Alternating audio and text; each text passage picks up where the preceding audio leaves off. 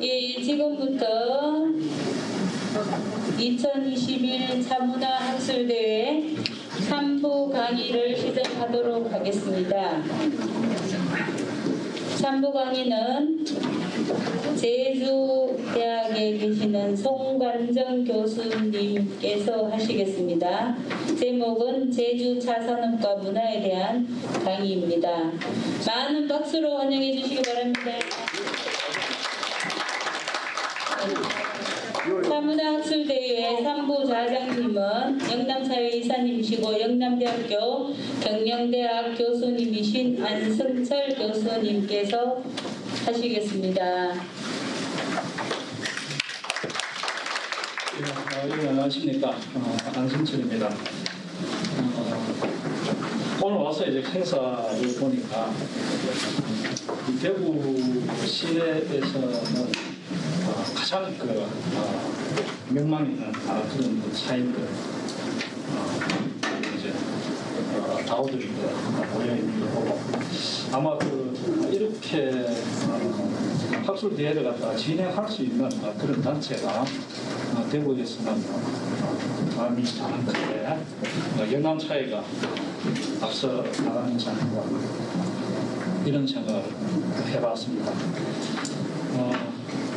여러분들 3부 동안 진행되면서 이제는 뭐 슬슬 눈도 감기시고 그러실 텐데 마지막 이제 발표니까 여러분들 끝까지 좀 경청을 부탁드립니다. 어떻게 보면 우리가 이제 차 생활을 즐기는데 세 가지 요인이 굉장히 중요하다는 그런 생각을 합니다. 첫 번째는 좋은 차를 갖다 마시는 것이고 두 번째는 좋은 차를 우려낼 수 있는 그런 차 도구 그것이 필요할 것이고 마지막으로 세 번째는 그 좋은 차를 갖다 즐길 수 있는 그런 어떤 자세 차인의 어떤 마음가짐 이런 것들이 필요하지 않을까 그런 게 삼위일체가 되면서 우리가 이제 즐겁게 사생활을 할 수 있지 않을까 이런 생각을 해봅니다. 근데 오늘 우리 영남차회의 이 발표회 자체가 이 세 가지 요소를 그대로 다 우리가 반영을 하고 있다 이런 생각이 듭니다. 첫 번째 시간에는 이제 오전에 라구다완 닭이에 대한 이야기를 했고 두 번째 시간에는 이제 차인의 어떤 마음에 우러나오는 그런 어떤 규범 자세를 갖다가 이야기했다면은 이번 시간은 이제 우리 제주대학교의 송관정 교수님께서 좋은 차를 갖다가 이제 생산하는 과정이라든지 육종 그리고 그 산업에 대한 그런 이야기를 하게 되겠습니다. 그래 함으로써 우리가 이제 차 생활을 즐기는 세 개의 요소를 갖다가 우리가 망라할 수 있다는 점에서 학술대회가 굉장히 의의가 있지 않은가 이런 생각을 해봅니다. 먼저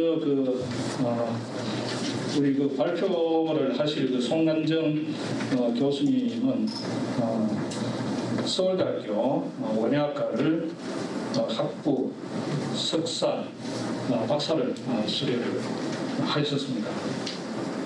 현재 제주대학교 교수로 계시고 또 제주대학교 생명자원과학대학 학장님도 내림을 하셨습니다. 그보다 무엇보다 중요한 게 교수로서 또 학자로서 가장 영광스럽게 생각하는 것이 어디 보면 학장을 한다, 총장을 한다 그보다도 학술단체에 장이 되는 것입니다. 그런데 송 교수님 경우에는 지금 현재 한국국제농업개발학회 학회장으로도 계시고 특히나 한국차학회 여러분 잘 아시다시피 우리나라에 가장 거리 있는 그런 학술단체입니다. 차 관련 학술단체인데 거기에 현직으로 학회장으로 계십니다. 그래서 어디 보면은 우리가 이제 모셔올 수 있는 가장 그 전문가 중에 한 분을 모셔왔다 이렇게 생각이 듭니다. 함으로써 오늘은 제주도 차 산업에 대한 그리고 차 문화에 대한 변화된 그런 모습 말씀하실 것입니다. 네, 여러분들 박수로 환영해 주시고. 반갑습니다. 마스크를 껴서 그런데 뒤에 잘 들리시는가요? 네. 또 이렇게 전통 있는 차회에 초청 주셔서 영광입니다. 그래서 제가 제일 존경하는 우리 박윤 교수님이 또 특별하게 또 말씀을 해주셔가지고 제가 처음에 이렇게 말씀하실 때는 좀 걱정스러웠거든요. 아주 차인들한테 제가 뭐 말씀드릴 게 뭐 있을까요? 이렇게 이제 했는데 뭐 제주 차에 대해서 곁들여서 이제 연구했던 걸 좀 소개해주면 좋겠다 그래서 알겠습니다 이렇게 했습니다. 이제 차학회는 자연과학, 인문과학을 다 포함해서 학회를 운영하고 있는데 그 대부분 다 자연과학 하더라도 식품 전공한 교수님들이 하시고 식물에서 출발하신 분은 우리 박윤 교수님이 이제 제일 권위자시고 그래서 이제 뭐 국내만이 아니고 외국 학회 이제 SCI 유명 저널에도 많이 이렇게 논문을 이제 게재하셨기 때문에 제가 제일 존경하는 원로십니다. 그래서 제가 초청해서 이제 사양을 못하고 저도 이제 늘 볼 때마다 차를 이제 사랑하시는 모습 그래서 수별해서 배우는 것도 많고 그래서 저도 식물에서 이제 저도 저 선배 좀 가랑이까지는 좀 쫓아가 보려고 노력하고 있습니다. 네, 오늘 제가 이제 소개할 내용은 제주 차 산업과 차 문화에 대해서 말씀을 드리면서 곁들여서 우리가 차를 이렇게 마시고 할 때 좀 도움이 되는 얘기를 말씀드리려고 하겠습니다. 내용은 뭐 이런 순서로 이제 말씀을 드릴 거고요. 먼저 이제 지도인데 우리 이제 일본 하면 이제 가장 이제 차 유명한 산지가 여기 시즈오카 여기 34도 56분이고요. 그다음 가고시마 31도. 중국은 이제 또 가장 유명한 이제 서울 용정차에 있는 항주 30도. 그다음에 한국에는 이제 보성 하동이 차산지인데 보면 이제 34도, 35도, 제주도가 33도 이렇게 있기 때문에 제가 볼 때는 좀 제일 북단에서 그나마 좀 남쪽, 그다음에 이 가운데 있는 제주도가 차를 이제 생산하는 최적지가 아닐까 그런 생각을 해보고 있습니다. 그 차나무는 상록수이기 때문에 따뜻한 곳에서 이제 자라야 되는 것이고 주변에 겨울에 이제 추워서 잎이 떨어지는 그런 지역에서는 재배가 할 수 없는 그래서 연평균 기온이 14에서 16도씩 이렇게 따뜻해야 되고요. 겨울을 나야 되고 두 번째는 싹을 이렇게 수확을 하는 거기 때문에 채소처럼 나무지만은 물이 중요합니다. 그래서 강수량이 한 1,500ml 이상 정도는 돼야 식물이 이제 잘 크기 때문에 물이 필요하고요. 제주도는 그런 면에서 이제 따뜻하고 그다음에 이제 비가 많이 오지 않습니까? 그런 거 외에 또 어떤 분은 그런 궁금증을 가지고 있을 거예요. 아니 뭐 세계 뭐 중국이나 이렇게 뭐 대만이나 보면은 이게 이제 높은 산지에 유명한 차산지가 있어가지고 이게 뭐 보성하동하고 제주하면 보성하동 뭐 이렇게 더 제주보다 더 좋지 않을까요? 이런 말씀을 생각을 해볼 수도 있고 뭐 시즈오카하고 가고시마 하면은 따뜻한 지역하고 좀 추운 지역 이렇게 해서 차의 특성이 좀 다를 수 있지 않을까 그런 생각을 가질 수 있을 것 같습니다. 제주는 이게 따뜻하다 그러면 이제 시즈오카하고 가고시마 비교했을 때 빨리 자라면은 세포가 좀 커서 맛이 좀 이렇게 농후한 그런 맛이 좀 떨어지는 그런 경향이 있는데 제주는 차 맛이 좀 이렇게 감칠맛이 든다는 그런 얘기를 하게 되는데 그런 특성을 가지게 되는 어떤 것이 있을까 나중에 또 말씀을 드리도록 하겠습니다. 어쨌든 제주도는 겨울철도 온난하고 그다음에 이제 배수가 이제 좋아서 차나무가 잘 자라거든요. 그다음에 햇빛이 제주도면 늘 이제 바다를 이제 안개 때문에 사실은 상대 습도도 높고 일사량은 보시면은 일조량이 이쪽 지역보다도 일조량이 풍부하지 못합니다. 그래서 제주는 비가 많고 따뜻하고 이제 안개가 많아서 습도가 좀 높은 그런 이제 질적인 특성, 기후적인 특성을 가지고 있다고 말씀드리겠습니다. 제주는 이제 언제 차를 시작했냐 이렇게 소개를 드리면요. 이게 이제 제주대학교 이제 부속 아열대 생명과학 연구소 이제 포장이 되겠는데 여기 서귀포에 있습니다. 그래서 이제 나비 박사 이제로 이제 알려져 있는 또 그분이 여기서 연구를 했던 또 그런 이제 곳인데요. 이곳은 보시면 이제 경성제국대학 시절에 생약 연구소 로 이용됐던 건물입니다. 이게 1940년에 설립이 돼가지고 시작이 됐다고 하는데 이 뒤편에 차나무가 몇 그루 있었습니다. 그래서 이제 그걸 이제 나이 박사 이제 박물관을 만들면서 이게 서귀포시로 넘겨주고 제주대학교 이렇게 할애를 하니까 차나무를 이렇게 옮겼는데 이게 이제 1940년 경에 이제 들어온 차나무로 생각을 되기 때문에 제주도에서 이제 가장 오래된 이제 차나무가 아닐까 이렇게 하고 사실은 1979년에 이제 오설로에서 이게 이런 이제 땅을 이렇게 개간을 해서 차나무를 심기 80년에 심기 시작하고 83년에 차를 생산하기 시작을 했습니다. 그 사이에 일본인들이 제주도에 또 다른 하나로 이제 차에 대한 시험을 했습니다. 그래서 이제 일부 남아 있었는데 지금 이제 거의 남아 있지 않고요.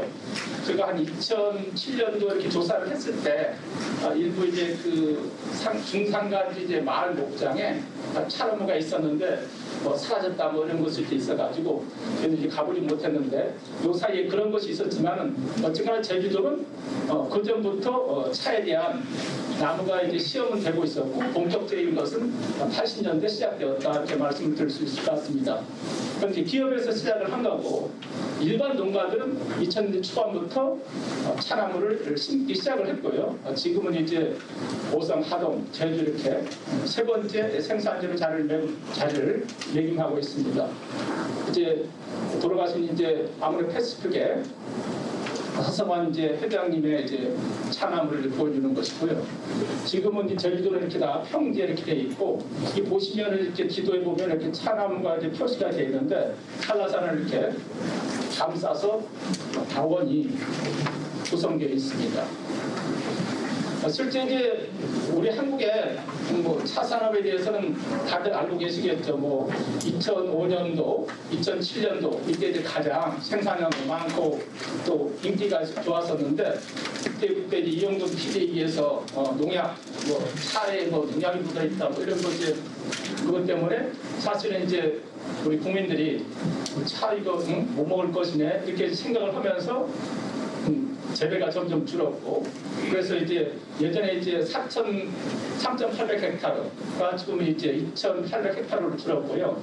생산량은 그 당시에 4,000톤 하다가 줄다가 지금은 조금 더 증가를 해서 회복을 하고 있습니다. 그리고 다행히도 이때부터는 농약을 치지 않는 그래서 차를 유기농으로 생산하는 그런 체제로 이제 바뀌었고요. 제주에서 차는 농약 쳐서 하는 생산은 한 군도 없습니다. 일부 이제 농약은 안 치고 비료 정도 주는 거, 무농약 또는 유기농 이렇게 이제 생산을 하고 있습니다.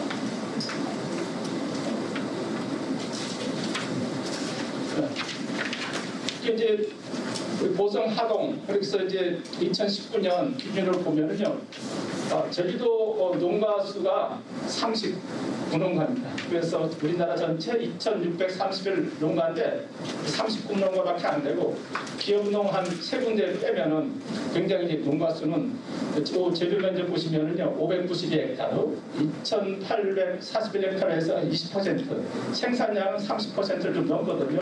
이렇게 보면은 또 오설로 일부 이제 기업농 이렇게 빼고 하더라도 실제로 농가당 다원 운영 면적이 이렇게 이제 3,800이니까 이게 또 3,000평이니까 12,000평 이렇게 이제 10,000평 정도 이렇게 규모화되어 있다. 그 다음에 이제 심어져 있는 품종은 다 이렇게 삽목, 묘를 이용해 가지고 일본 품종이 야부기당, 후순 등 뭐 이런 것들로 이제 심어져 있습니다. 또 이렇게 경사지, 보성, 하동은 이렇게 돼 있지만 제주 지역은 다 이렇게 평지에 돼 있고 면적이 크다 보니까 다 이렇게 자동화 기계화. 그래서 제주도 차가 뭐 이제 좀 값싸게 가격이 좀 싸게 공급될 수 있는 그런 장점을 가지고 있습니다.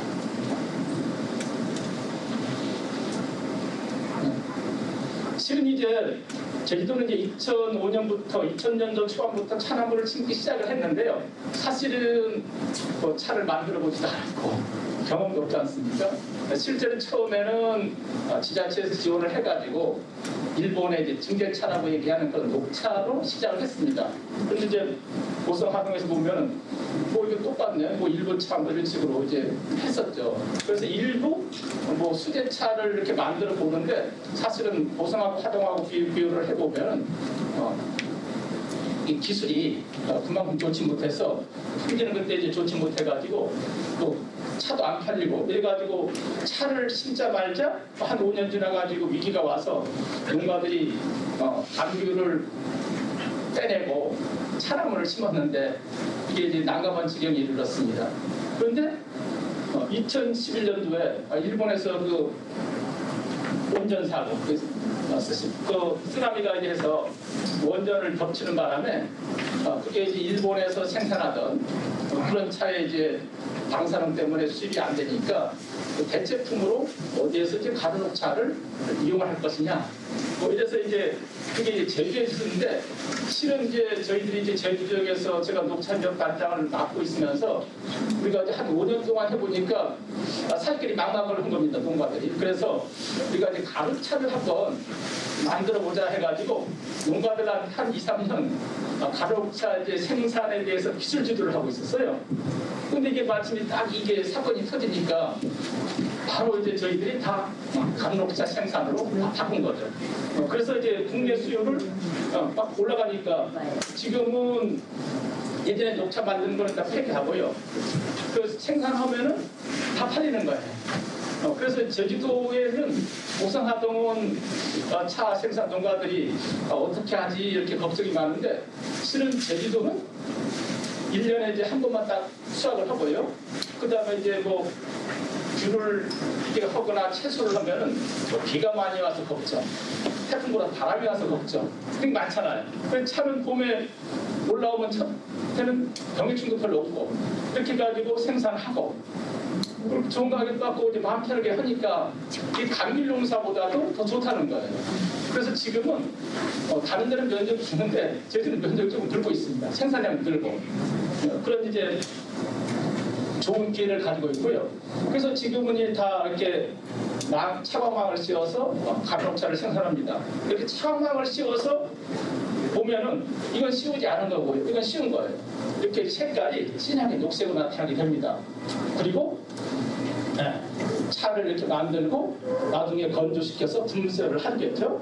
그렇게 되면은 가루녹차가 되는 것인데 저희들이 이제 처음에는 이제 그런 용어도 있었죠. 우리나라에서 차에서 이게 녹차 가루로 해야 될 거냐, 가루녹차로 하는 게 맞느냐. 근데 이제 이렇게 가루녹차로 이렇게 이제 정의를 했습니다. 그런 것들은 이게 좀 공정도 다르고 생산 방법도 다르기 때문에 이게 녹차를 만들어서 가루지만 이게 다르기 때문에 이제 녹차 가루가 아니고 가루 녹차로 한다 이렇게 했고요. 생산 방법은 실은 이제 이게 95% 차광망, 학생 차광망을 넣고요. 싹이 1엽에서 2엽 정도 올라왔을 때 차광망을 이렇게 씌우고 한 보름 정도 이렇게 자라면 한 5일 정도 할 때 잎이 하나씩 자라거든요, 이 시기에. 그러면 이제 한 15일에서 18일 정도 하면은 이만큼 자라는 게 하고, 그 다음에 이제 기계로 3엽을 수확을 이제 할 수가 있습니다. 이게 가루녹차 이제 과정인데 차광에서 재배하고 잎이 올라가면 수확을 해서 녹차를 만들고 그 다음에 건조해서 분쇄를 한다. 그런데 이제 일본식하고 좀 차이가 있습니다. 일본 뭐 여기 사시니까 말차면은 그래도 좀 뭐 교육을 하고 뭐 하려면 일본 말차를 실제 쓰시죠.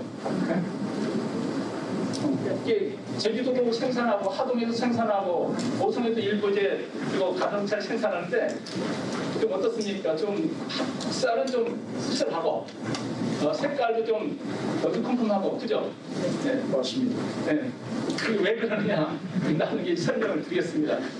여기서 설명을 드리고자 하는 거는 이제 이렇게 생산하는 건 비슷한데 공정이 우리는 요거 이렇게 만들고 수확해서 하는 벤차 라인이라는 것이 뒤에 설명을 할 건데 그 공정이 없이 설비가 없기 때문에 녹차를 다 만든 다음에 가루를 내는 거예요. 그런데 일본은 녹차 라인을 쓰지 않고 다른 덴차 라인이라는 방식을 씁니다.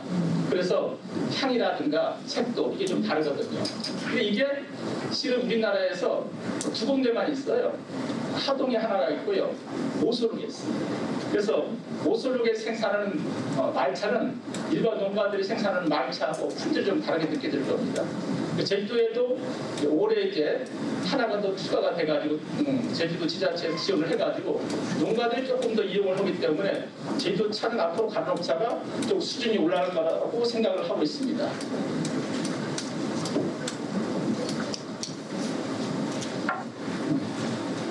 이게 이제 덴차 라인인데요. 실은 이제 일반 녹차 라인은 녹차를 수확해가지고 열을 증기를 가해서 증기를 찐다 하죠. 그리고는 이제 건조를 하고 중간에 비비기, 유념이라는 과정이 들어간 다음에 건조해서 녹차를 만듭니다. 그런데 덴차 라인은 같은 이 급여를 할 때 녹차는 사실을 우리가 수제차랑 증제차를 비교하는 거는 이게 물에 닦고 나면은 이게 잘렸느냐 안 잘렸냐 이거 보면 알 수 있잖아요. 그런데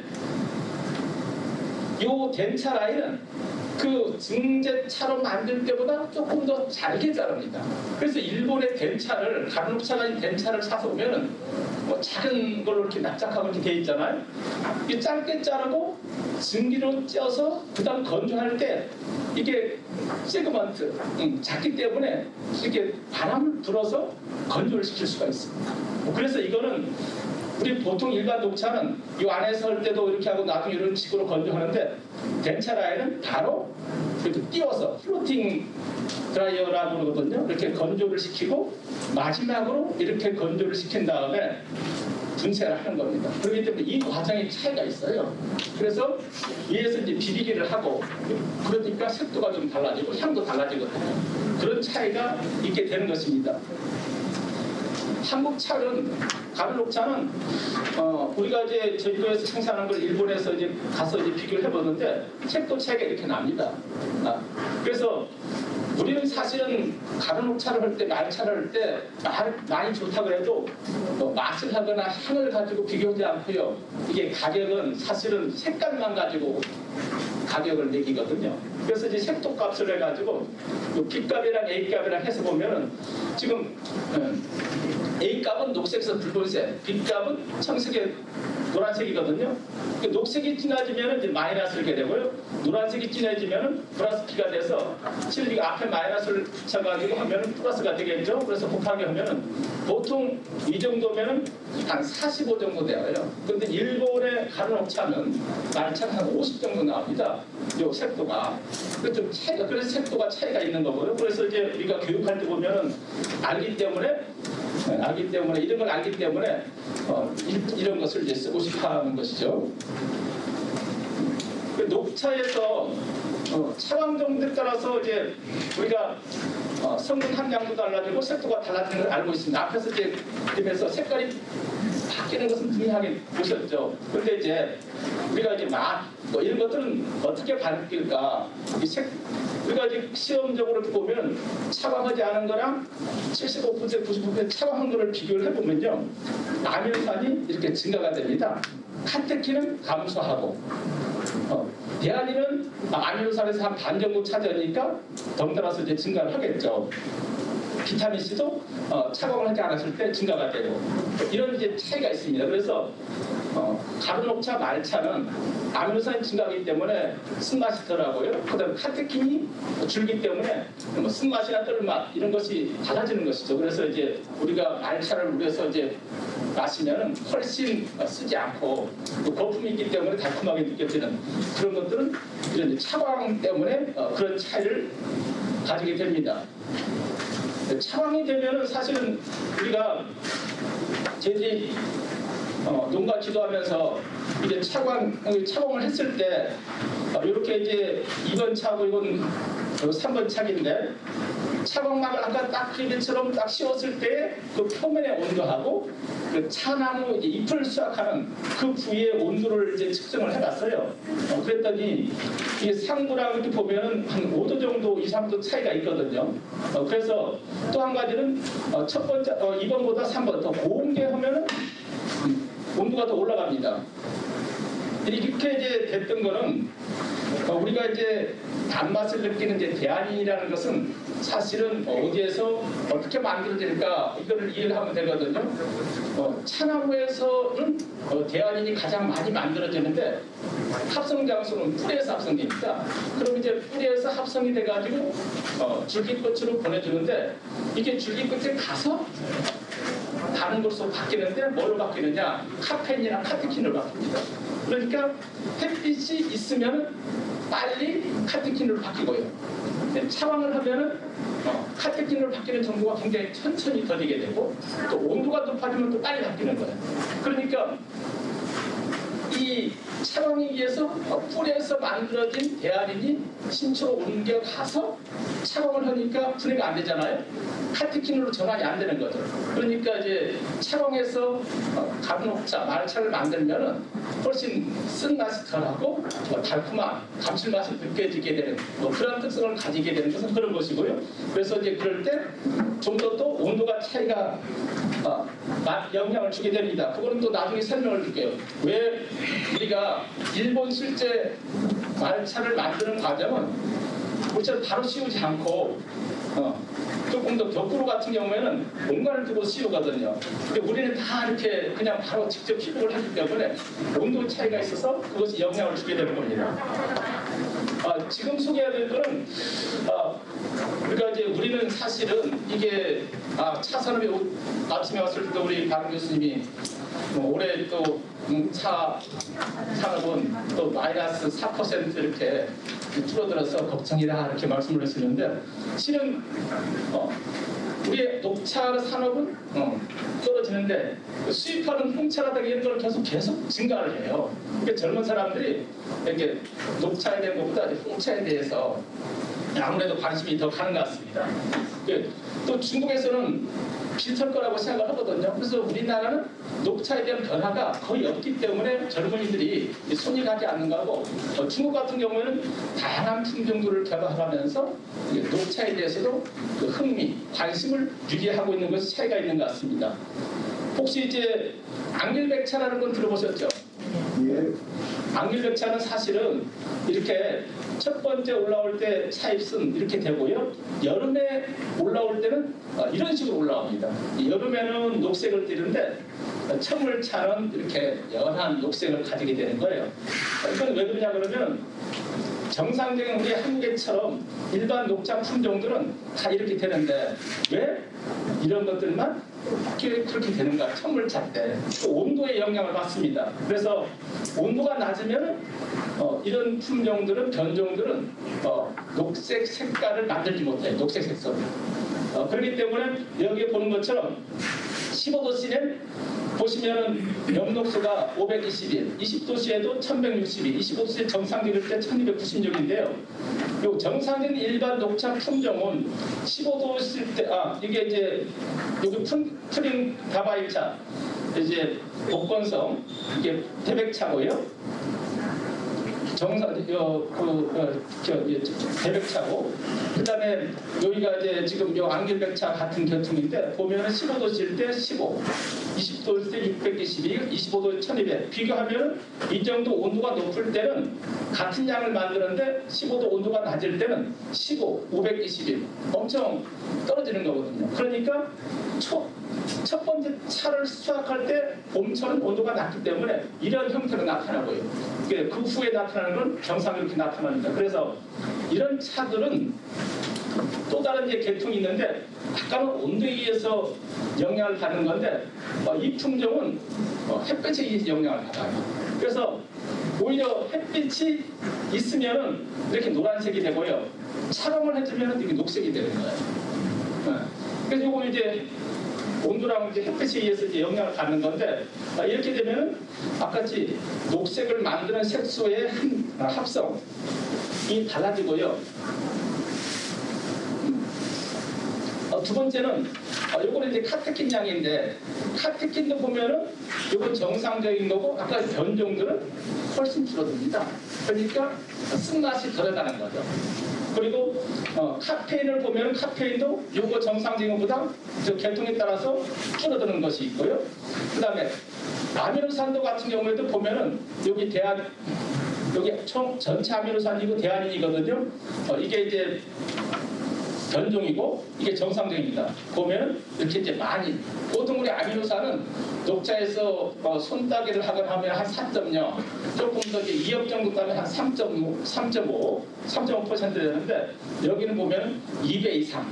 그래서 아미노산이 8%에서 10%를 하는 거예요. 굉장히 그래서 감칠맛이 나는 그런 이제 차를 만들 수가 있습니다. 그래서 최근에는 이런 이제 그거를 이제 백화차라 그러는데 앙길백차 같은 거를 이제 백색계, 그 다음에 황금화 같은 거는 이제 황색계 이렇게 이제 해서 차에 대해서도 다양화를 꾀하고 있는 것이 있고요.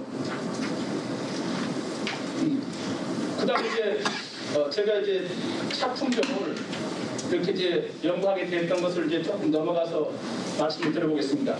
저는 사실은 2001년도에 제 고향으로 제 이대학교로 이렇게 내려가게 되는데 그 전까지는 차를 거의 마셔본 적이 없었어요.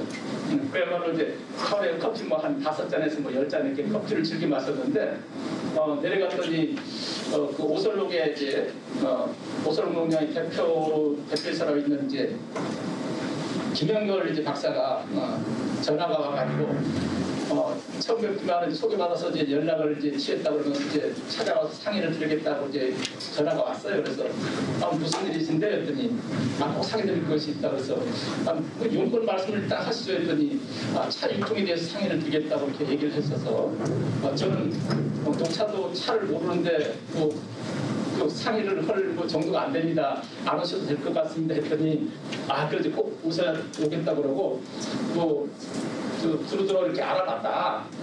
그래서 이제 저 공동연구를 좀 도와줬으면 좋겠다 그래서 전화를 받고 우리 와서 이제 미팅을 하고 이렇게 하는데 왜 이제 차의 육종이 관심이 가느냐 했더니 그때만 하더라도 좀 괜찮은 시절이었는데 이게 오성 하동에서 오설록하고 자꾸 이렇게 시비를 건다는 거예요. 그 오설록은 거의 대부분 다 일본 품종을 가져다가 심었거든요. 두 번째는 증제차 시설이 일본 기술이잖아요.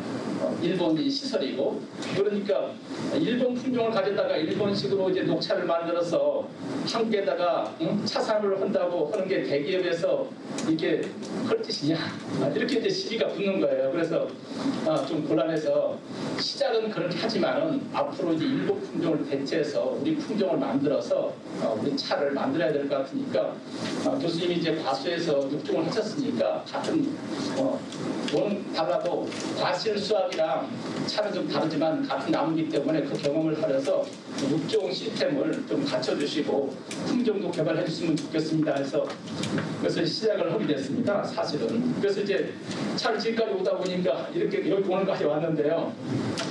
차는 사실은 이제 교배에서 품종 선발까지 한 15년에서 20년 소요가 됩니다.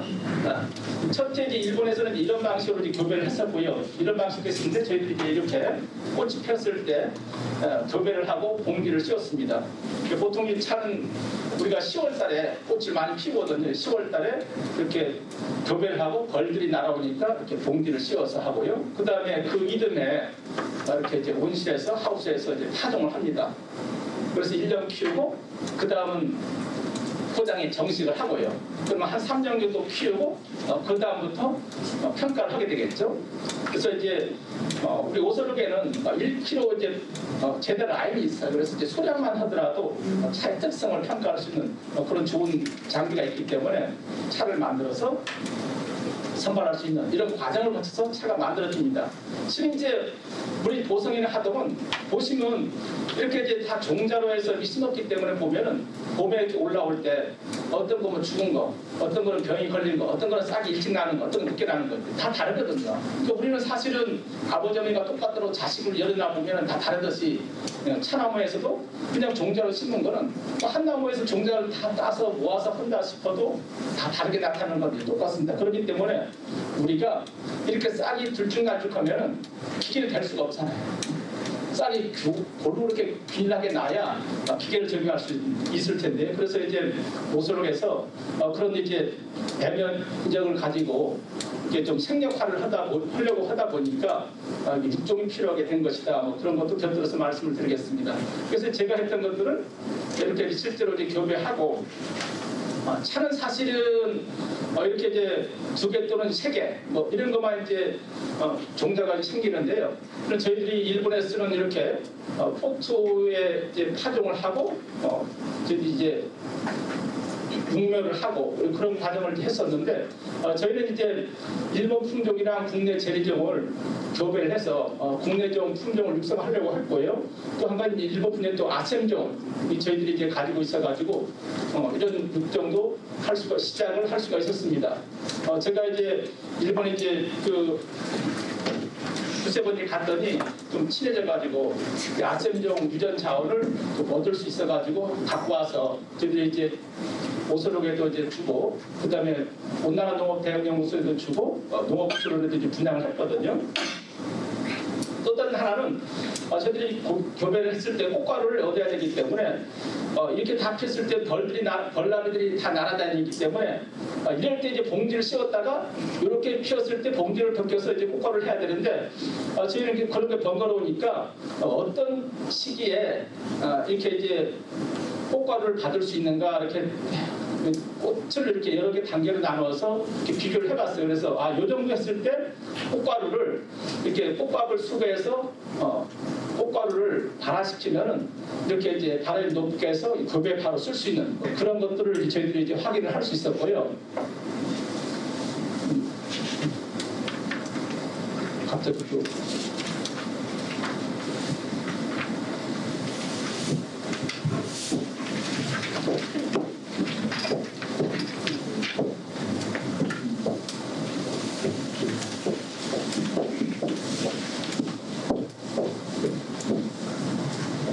죄송합니다.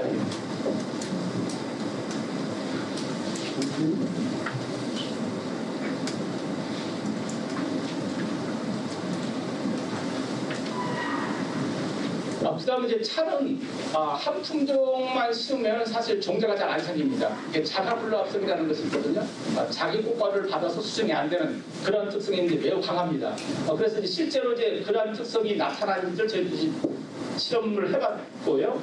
그 다음에 교배를 했을 때 이 열매는 몇 개나 맺히지, 그 다음 종자가 몇 개나 맺히지, 그 다음에 이제 종자를 파종을 했을 때 100% 다 발화가 될까? 그 다음에 이제 이식을 했을 때는 또 다 묘종에다 살까? 뭐 이런 것을 저희들이 실험적으로 한 3년간에 걸쳐서 평가를 해서, 우리가 보통 한 품종을 선발하려고 그러면은 3,000주 이상은 시작을 해야 되거든요. 이렇게 되면 적어도 한 13,000개 이상의 꽃을 교배를 해야 된다. 우리가 한 품종을 선발하려고 그러면 교배를 어느 정도 규모로 가져가야 될지 뭐 이런 것을 이제 연구를 했었고요. 그 다음에 실제 여기에서 보면 지금 착과율 뭐 30%, 40%, 그 다음에 이제 과실당 종자 한 2.5개. 실은 이제 그 꽃이 피었을 때 그 암술에 씨앗을 가지는 거는 사실은 우리가 앞에서 볼 때 이렇게 3개만 많이 달리지 3개 정도 달리는데요. 실은 여기에 들어가는 밑씨는 4개씩 해서 12개 완전히 다 수정이 되면은요, 종자는 12개가 생길 수 있는데 12개는 생기지 않고 보통 2개나 3개, 적으면 1개를 생기는 것들은 실은 양분이 충분히 공급될 수 없기 때문에 이게 12개가 만들어질 수 있는데도 불구하고 2-3개밖에 못 만들고 있습니다. 그런 것을 이제 저희들이 이제 실험적으로 이제 확인을 했고요. 그 다음에 이게 육종하는 과정에서 뭐 일본 품종, 한국 재래종은 같은 이제 녹자 품종이니까 종자가 잘 생기는데, 아셈종을 이게 좀 교배를 해봤더니 착과율이나 종자 형성이 떨어졌어요. 그래서 그러한 이유가 뭔가, 그래서 저희들이 이제 이게 좀 인적 관계가 좀 멀기 때문에 좀 종이 분화되는 과정에서 수정률이 떨어지는 것이다 이렇게 이제 저희들이 설명을 했고요. 그 다음은 육종 과정에서 저희들이 이렇게 유전 연구를 통해서 이게 유전자 지도도 그려보고 그 다음에 실제로 이게 나중에 10년 이상 키워서 이게 카테킨이 많아, 아미노산이 많아 이런 것을 이제 분석을 해야 알 수가 있는데 이 DNA로 사전에 그러한 것들을 확인할 수 있는 마커를 개발하면 어떨까 그래서 이제 그 전 단계로 이렇게 유전자 지도를 그려보는 연구를 하게 되었습니다. 또 한 가지는 그런 마커를 통해서 우리가 이제 뭐 보성에서도 14개를 이제 품종을 개발했고요. 제주도도 한 3개를 했는데 그런 것들이 이게 DNA로 다 이렇게 구분할 수 있을까? 그걸 해서 저희들이 이제 국립종자원에 출원된 17개 품종에 대해서 마커를 가지고 했더니 마커 4개만 쓰면은 이걸 다 구분할 수 있는 그런 것을 저희들이 이제 연구를 했습니다. 또 다른 하나는 이게 우리가 우리 몸에 대해서 지금 똑같은 유전자 정보를 가지고 있거든요. 즉 아버지 어머니 정자 남자가 결합된 수정란이 세포 분열해가지고 우리 몸을 이루고 있는데 우리 몸은 어린 나이에서부터 지금까지 보면은 모습이 똑같지가 않고 자꾸 바뀌어 나갑니다. 세월이 지나면서 그러한 이유도 식물체에서 똑같이 나타나는데 그러한 이유를 우리가 설명을 하기를 유전자가 바뀌는 것은 아니고 유전자 발현이 달라진다 이렇게 설명을 하는데 후성적 영향을 받아서 이렇게 된다고 하거든요. 그래서 차나무에서도 절강대학교 유걸량 교수님이랑 같이 이제 그 분석을 해서 그런 것들이 실제로 나타나게 되는 그런 것들을 이제 분석을 해서 이제 한국 원의학회 이렇게 발표를 했고요. 또 저희들이 이제 오설록이랑 해서 3가지 품종을 이제 특허 출원하고 제주도하고 이제 금설 이렇게 이제 선발을 했는데 오설록에서는 처음에 이렇게 큰 거를 했었고 이제 처음에 이제 과제를 하면서 실적 달성을 했는데 2번째부터는 이제 아미노산의 함량이 높은 거, 3번째는 카테킨 함량이 높은 거 이런 것을 이제 선발을 했습니다. 제주도 기술이랑 같이 한 것에서는 잎이 작고 향기가 많은 그런 수제형 녹차를 선발했는데 여기 보시면 이제 금설이라는 것이 이제 제가 선발하고 비치를 그 후에 선발한 건데 보면 비치설 같은 경우는 폴리페놀, 카테킨 함량이 굉장히 높게 나타나는 것은 보니까 하동에서 똑같고 저희 제주도 똑같이 나타나서 비치설 같은 경우에는 굉장히 수제 녹차를 만들 때 좋겠다 뭐 그런 생각을 가지고 있습니다. 이거는 이제 품종의 특성이 여러 가지 맛과 향에서 느끼는 정도가 좀 다르다 그런 것을 이제 분석한 결과가 되어 있고요. 그 다음에 이제 차나무에서는 실제로 차를 언제 수확하느냐. 그래서 이제 1번 차, 2번 차, 3번 차, 4번 차 이렇게 이제 하는데 그런 차기에 따라서 아미노산 함량이 좀 다르게 나타나거든요. 이게 생육 단계도 좀 다르게 나타나고 그래서 이제 분석한 것처럼 1엽, 1심 1엽, 2엽, 3엽, 4엽 이렇게 됐을 때 점차적으로 잎이 큰 잎을 수확을 하게 되면은 아미노산 함량도 떨어지고 아미노산 함량이 떨어지고요. 요거는 이제 카테킨 함량은 이건 좀 반대되는데 카테킨 함량도 카테킨 함량도 1심, 심에서 이제 많이 나타나고 조금 이제 떨어지고요. 카페인도 같은 경량으로 나타납니다. 이러한 것들은 우리가 왜 1심 1야라든가 이런 걸만 했을 때 왜 비싸게 차를 사야 되는가 그것을 말해주는 것이죠. 그러니까 심이라든가 1년만 따게 되면 암전 함량도 많고 카페인이 많아지는데 그건 식물의 일반적인 특성입니다. 왜 그러냐면 카테킨 같은 거는 폴리페놀이라서 식물의 방하는, 보호하는 기능이거든요. 그러니까 싹이 어릴 때는 어떻게 해야 됩니까? 해충 피해 이게 방어가 안 되기 때문에 그래서 이제 카테킨을 많이 축적을 해서 방어하는 거고요. 2번째는 싹을 빨리 키워야 되니까 질소 성분이 가장 빨리 필요한 거예요. 그래서 대아닌 같은 거나 아미노산, 질소 성분들이 신소로 가장 먼저 이동이 되기 때문에 어린 잎에서 심에서 카테킨 함량도 높고 또 질소인 카페인 함량도 높고 아미노산 함량도 높게 되는 것입니다. 이거는 이제 1심, 1엽, 2엽, 3엽 이렇게 나눠가지고 잎을 뗀 거랑 비교를 했을 때도 역시 이제 이렇게 요 순서대로 보면 카페인, 그 다음에 아미노산 함량이 이렇게 감소되는 뭐 그러한 것들을 이렇게 저희들이 확인을 할 수 있었고요.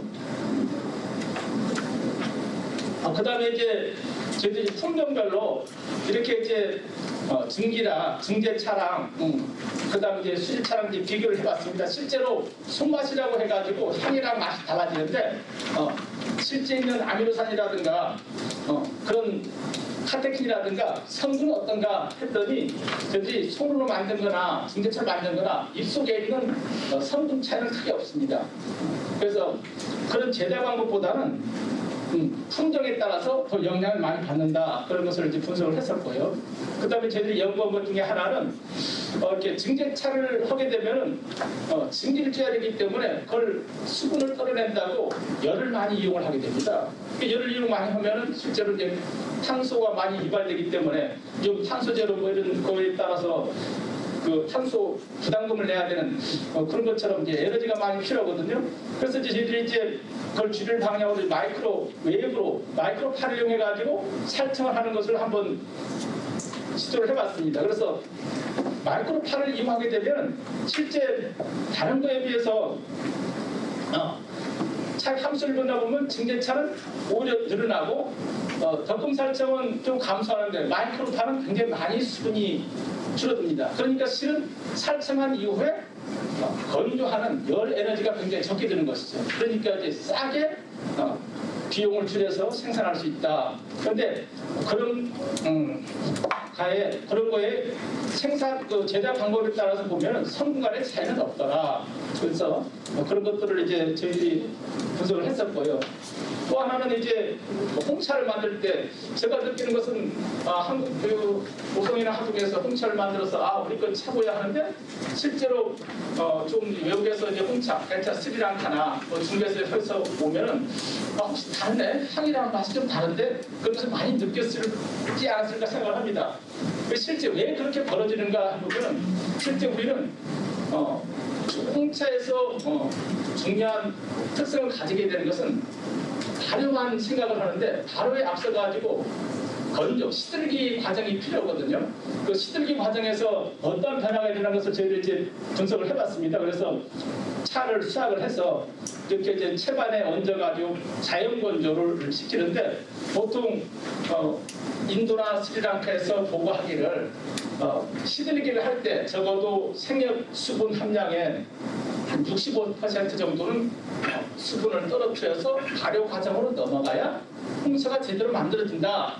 그런 것이 있는데 우리나라에서는 어느 곳도 농가에서 이렇게 몇 시간 시들기를 해야 수분이 60%, 5% 가까이, 60% 가까이 떨어지는가, 이런 것을 분석을 한 적이 없어요. 그래서 제가 실제 해봤더니 24시간 정도 시들기를 해야 스리랑카나 인도에서 홍차 적절하다, 그게 만드는 발효 과정으로 넘어가는 그런 것들이 24시간 정도 위주를 해야 됨을 확인할 수 있었습니다.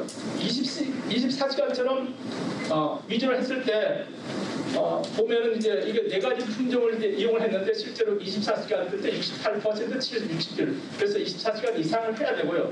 좀 더 빨리 하려고 그러면 송풍기를 이용해야 되거든요. 그래서 바람을 이용해서 조금 더 시간을 좀 줄일 수 있다, 이렇게 생각이 들고요. 저희들이 이제 위조 시간에 따라서 요 카페인 함량인데 보면 이 카페인 함량이 조금 더 늘어납니다.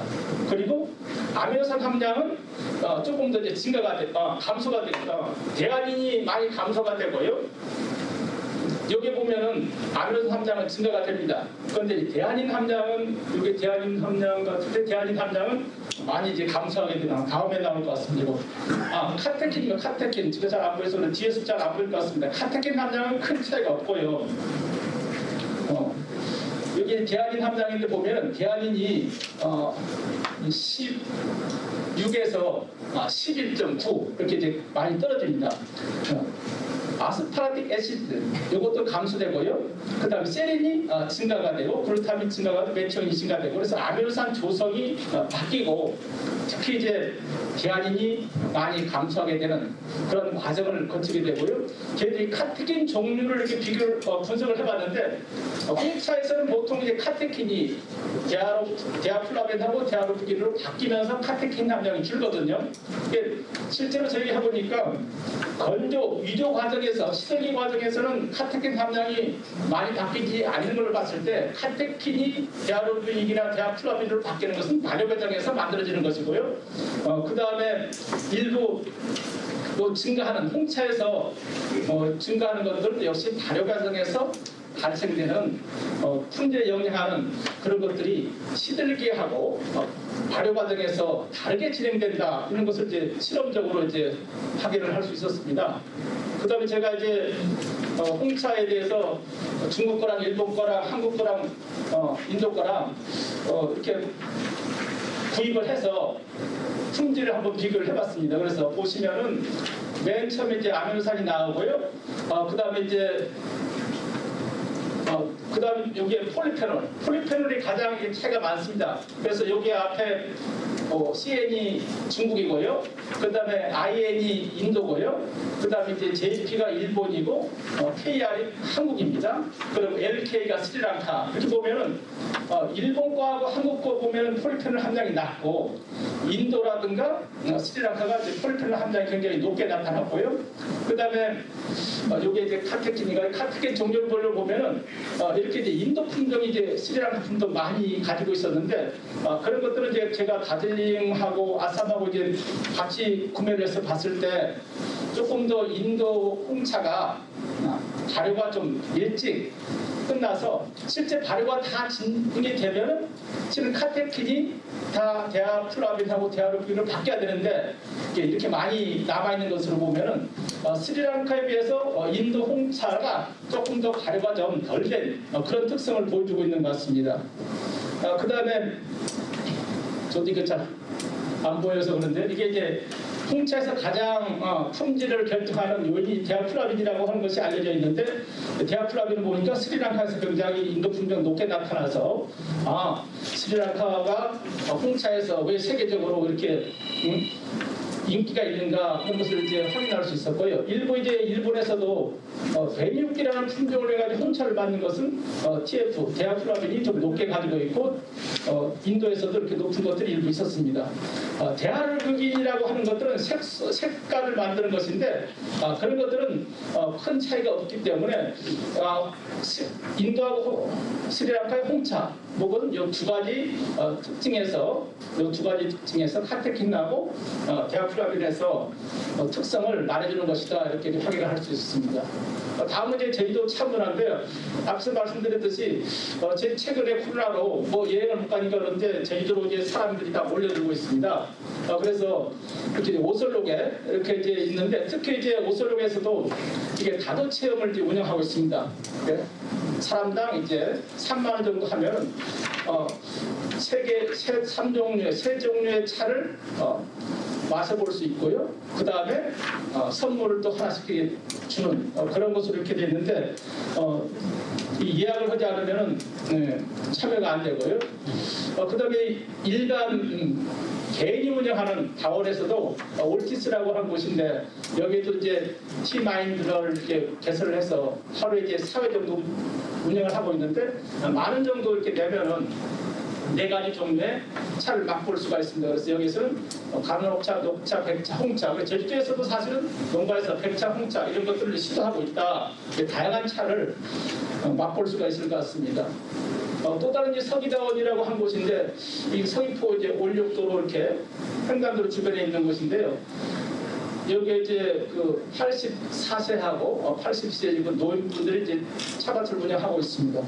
여기에 1인당 들어오면은 5,000원씩 받고요. 차는 이제 그냥 이렇게 시음을 할 수가 있고요.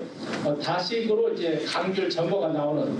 그래서 연중 개방하니까 일요일 이런 공휴일 없습니다. 그래서 한 번 정도 가시면은 좋지 않을까 생각을 합니다.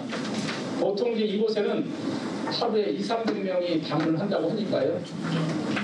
인기가 좋은 것 같습니다. 그 다음에 이제 제주 시내에서도 이렇게 우연못이라는 것인데 젊은 이게 뭐라 그래야 되지? 여자분 창업을 해가지고 지원을 받아서 이렇게 이제 전문 차 카페를 이제 운영하고 있습니다. 그래서 여기서도 역시 T클래스를 운영하는데 하다 1인당 3만 원을 받아서 이렇게 차 우림 체험을 하고 이 차에 대해서 지식을 나누고 이런 이제 클래스를 운영하고 있고요.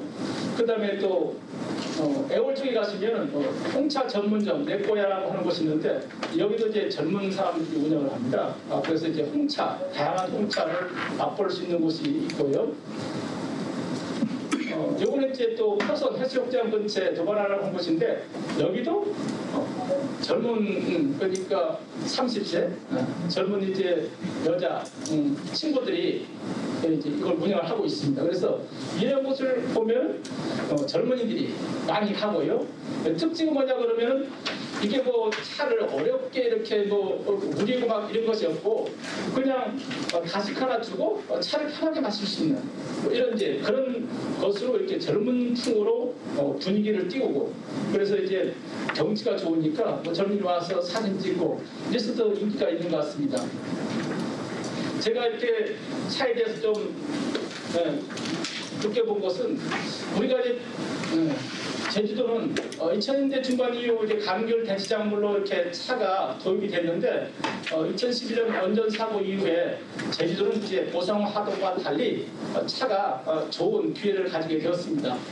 그렇지만은 저희들이 조금 더 노력을 해야 되지 않을까. 제가 이제 일본에 이제 18년도에 갔을 때 요거 지금 요 1m 요 포쟁이거든요. 근데 이게 유기농을 하는 곳인데 이게 그냥 손으로 이렇게 쑥 누르면요, 철근이라고 하나요? 이게 그냥 쑥 들어갑니다. 그 정도로 유기농 이렇게 하니까 여기는 뭐 없어서 못 파는 뭐 그런 곳이거든요. 중국의 산동성에도 사실은 우리 이제 산동성이면은 인천하고 가깝잖아요. 그래서 이제 차가 좀 온도가 낮아서 차를 재배하기가 어려운 건데 일조시인데 이처럼 비닐하우스를 씌워서 차를 하는 거예요. 이제는 이제 콩밭, 옥수수 같이 였는데 차가 좀 소득이 좋다고 이렇게 하우스를 해가지고 차를 재배한다고요. 그래서 우리가 이런 것을 볼 때는 우리 이제 보성 하동도 조금 더 너무 좀 안이하게 지금 가고 있는 것이 아닌가 그런 것들 좀 생각을 해보게 됐고요. 그 다음에 제주도 이렇게 보시면은 역시 젊은이들도 차를 좋아하는 그런 것들이 있어요. 그러니까 우리가 너무 좀 어렵게 생각하는 것은 아닐까 뭐 그런 것을 좀 생각을 해보면서 우리가 한 번쯤은 좀 이 차에 대해서 생산지에서부터 조금 더 좀 변화를 줄 수 있는 그런 부분들을 좀 고민을 같이 해야 되지 않을까 그런 이제 생각을 많이 해보게 되었습니다. 네. 제가 좀 이제 여기까지 제가 준비한 것은 이제 발표를 마치도록 하겠습니다. 토론 시간에 혹시 질문 있으면 고맙습니다. 네, 굉장히 고맙고요. 제가 사실은 제가 80년대 중반에 제주대학교 교수로 구입을 해서 제가 몇 년 근무를 했었습니다. 그때 갔을 때 제주도는 전국에서 제일 비가 많고 따뜻하면서 겨울 물론 눈이 내리지만 그런 상황에서 저는 차를 그 당시에 잘 몰랐습니다만 이런 그 환경 토지도 굉장히 넓은 그런 환경에서 차를 재배를 하지 않을까 하는 그런 생각을 참 많이 했었습니다. 그리고 또 그 당시에 이제 제주대학교 경우에는 아일대 농업 연구소는 있었지만 또 차와 관련된 그런 연구소는 없었습니다.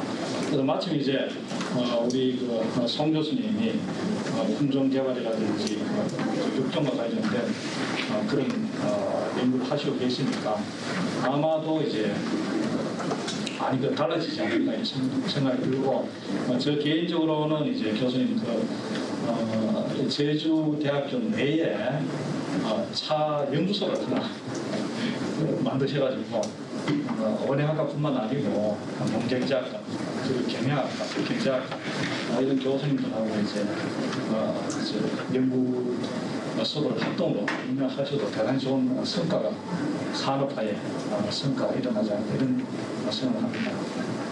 마치 근의사 네, 이런 경청일 고맙고 우리 송 교수님께 박수 한번 주십시오.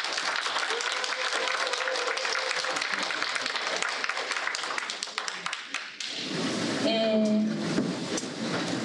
잠시 후에 10분 뒤에 질의와 토론 시간이 있습니다. 혹시 질문할 거 계시면 미리 준비해 주시면 감사하겠습니다. 이번 시간에는 쉬는 시간이 짧아서 화장실만 잠깐 다녀오셔도 되겠습니다. 감사합니다.